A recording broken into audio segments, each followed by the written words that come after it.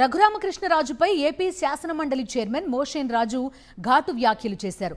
భీమవరంలో కలెక్టరేట్ నిర్మాణానికి స్థలం లేదని ఆయనకు ఎవరు చెప్పారో సమాధానం చెప్పాలన్నారు.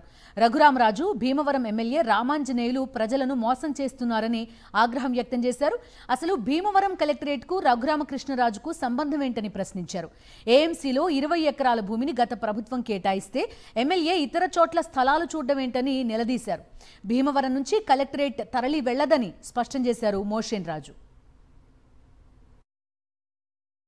రఘురామకృష్ణరాజు గారు భీమవరంలో స్థలం లేదు, డబ్బు లేదు, నా దగ్గర స్థలం ఉంది, డబ్బు ఉంది అని చెప్పడం జరిగింది. అసలు భీమవరంలో స్థలం లేదనేటటువంటి విషయాన్ని రఘురామకృష్ణరాజు గారికి ఎవరు చెప్పారు, ఎవరు నిర్ధారణ చేశారు అనేది రఘురామకృష్ణరాజు గారు చెప్పాలి. ఎన్నికలు రావటం వల్ల ఆ ప్రాసెస్ తాత్కాలికంగా నిలుపుదల చేయడం జరిగింది. భీమవరం మార్కెట్ యార్డ్ స్థలాన్ని 20 ఎకరాలు గవర్నమెంట్ కలెక్టరేట్కి దఖలుపరిచినప్పుడు ఆ జీవో ఇంకా ఫోర్స్లో ఉండగా వేరే స్థలం గురించి ఎందుకు వెతికారు?